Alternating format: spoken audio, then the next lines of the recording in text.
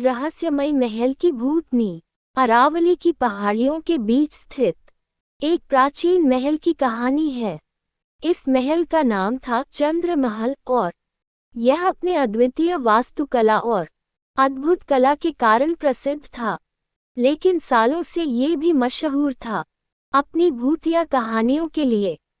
इस महल का निर्माण राजा वीर प्रताप सिंह ने करवाया था, जो अपने समय के बहुत ही वीर और बहादुर राजा थे। महल का वास्तुकला अद्वितीय था और इसकी सुंदरता चारों ओर प्रसिद्ध थी। लेकिन एक दुर्भाग्यपूर्ण घटना ने इस महल को अभिशापित कर दिया। राजा वीर प्रताप सिंह की बेटी राजकुमारी मृदुला अपनी सुंदरता और ज्ञान के कारण प्रसिद्ध थी। वह बहुत ही दयालु और स्नेही थी और अपने पिता के लिए प्रेरणा स्रोत थी। लेकिन एक दिन एक पड़ोसी राज्य के राजा, जो अधर्मी और ईर्ष्यालु था, ने चंद्रमहल पर आक्रमण करने की योजना बनाई। रात का समय था और महल में उत्सव का माहौल था।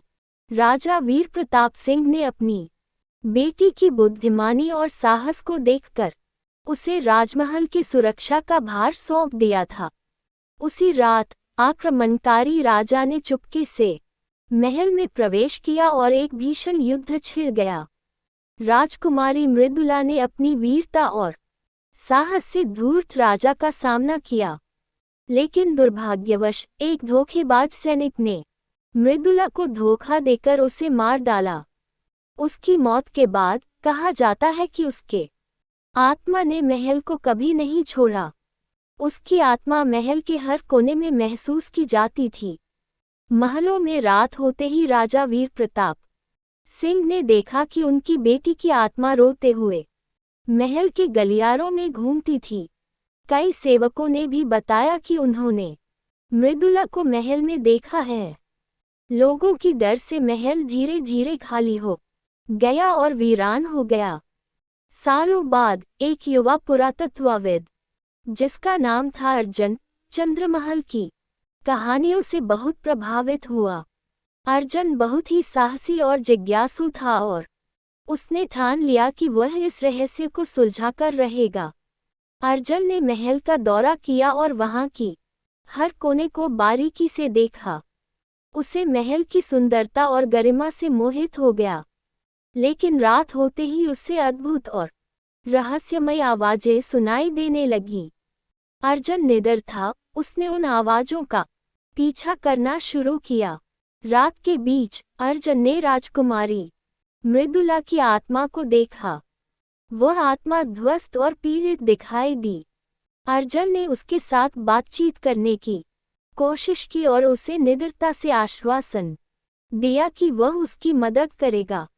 मृदुला की आत्मा ने अर्जुन को बताया कि उसकी आत्मा तभी शांत होगी जब अधर्मी राजा और उसके सैनिकों को उनकी करनी का एहसास हो जाएगा।